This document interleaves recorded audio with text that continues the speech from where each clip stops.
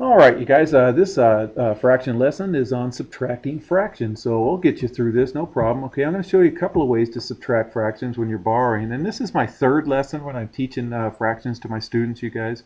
So hopefully you've done fractions before and you just need a refresher on this. So remember when you add or subtract, we have to have common denominators. So I can go ahead and these have common denominators right here, so 16, so I can just subtract the numerators. 15 minus 9 is 6, so this becomes 6 over 16, okay?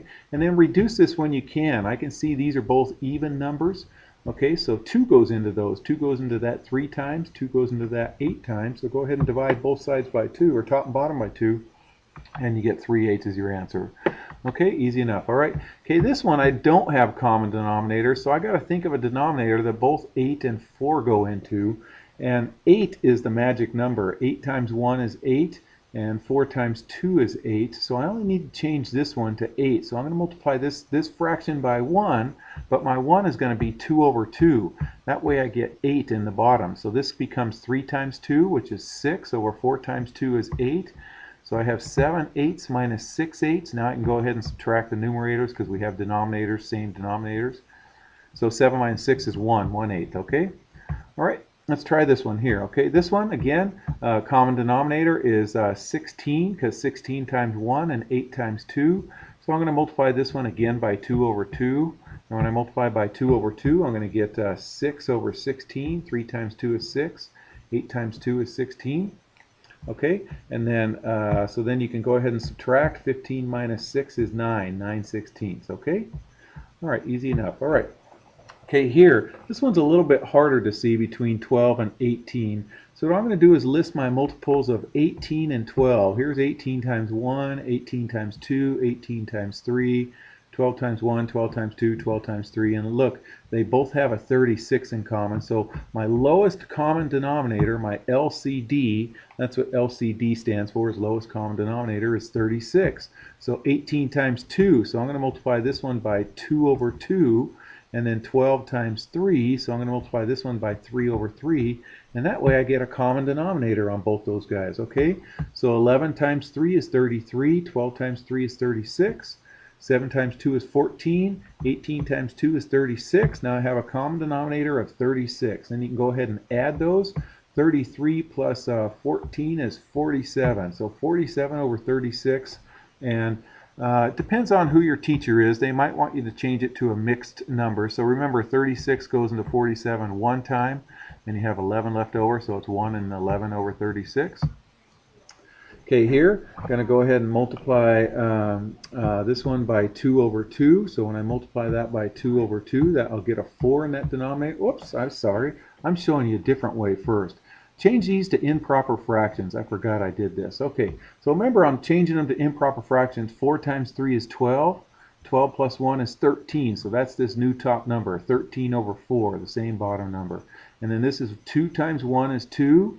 2 plus 1 is 3, so my new top number is 3 over this denominator 2. And then I'm going to change this one. I'm going to multiply this one by 2 over 2. Okay, so if I multiply it by 2 over 2, I'm going to get a common denominator of 4. 3 times 2 is this 6 right here. So I have 13 over 4 minus 6 over 4 gets me 7 over 4. And then typically, if you started with mixed numbers, end it with a mixed number, so 1 3/4. 4 goes into 7 one time with 3 left over, so 1 3/4. Okay, all right, here I'm going to show you a different way right here. I'm going to show you how to borrow. Okay, first let's get common denominators, which is 10. So I get, this becomes 6/10 right there. That's what this is right here. Now if I tried subtracting right here, you can change them to improper fractions right here if you want, and then subtract. I'm going to show you a borrowing trick right here. I can't do 3 minus 6, so if I borrow from this 7 right here, it says you can't, but so you can't subtract them, so I'm going to borrow. So if I borrow from that 7, check this out. 7 and 3/10 is the same as 6 and 13/10, and all I did is I added these two numbers together.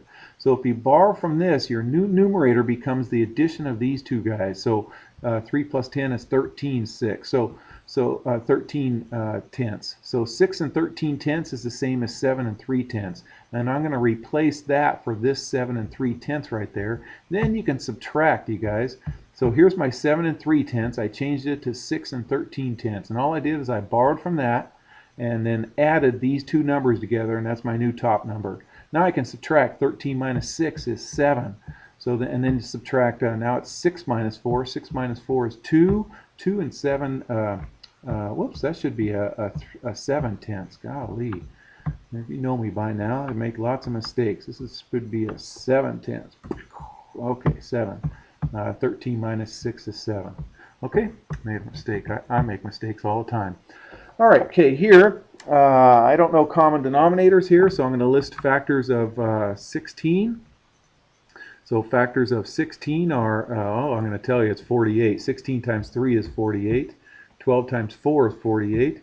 So I'm going to go ahead and multiply the 12 times 4 over 4, and then this one's going to be times 3 over 3. That way I get 48 in both of those. Okay, so 5 times 4 is 20. 12 times 4 is 48. 15 times 3 is 45. And then 16 times 3 is 48. And I think I'm going to borrow. I'm going to make this a 2, and then just add these two numbers together and get 20 plus 48 is 68 over 48. Okay, did I do that? I did. Okay, I borrowed it. I like borrowing better. You can change them to improper fractions if you want. I just see some big fat numbers coming into the picture, bigger than I don't want to do. You know, 48 times 3 is 100 and, I don't know, 150 something, maybe 160 something. Anyways, so I'm going to borrow, make this a 2, and then my new top number is the addition of 20 plus 48, so it's 68 over 48. Now I can go ahead and subtract. I got 48 right here. 2 minus 1 is 1. 68 minus 45 is 23, I believe, so it's 1 and 23 over 48. Okay, that's how you borrow on that. All right, okay, this one here, whoops, I did a little bit too much right there. That's all right. 7 is the same as 7 over 1 minus 11 over 4, and then I'm going to have a common denominator is 4, so I'm going to go ahead and multiply it by 4 over 4, so this becomes 28 over 4 minus 11 over 4 gets me 17 over 4, okay? Or depending on your teacher, they might want you to divide 4 into 17. It goes in there 4 times, so 4 times 4 is 16, so 1 left over, 4 and 1/4. Okay, how are we doing? You okay? Hope so. Okay, so this one says subtract 1 and 2/3 from 4 and 3/4, so that just means 4 and 3/4 minus 1 and 2/3. Okay, common denominator between this 4 and this 3 is 12, so I'm going to go ahead and multiply this fraction by 3 over 3, this fraction by 4 over 4 to get 12 in both those denominators. 3 times 3 is 9. 2 times 4 is 8, so here I'm going to have 4 and 9/12 minus 1 and 8/12, okay? And then you can go ahead and subtract. They have common denominators. 9 minus 8 is 1. 4 minus 1 is 3, so 3 and 1/12, okay? All right, what else? Oops, and that's it right there, you guys. Take care.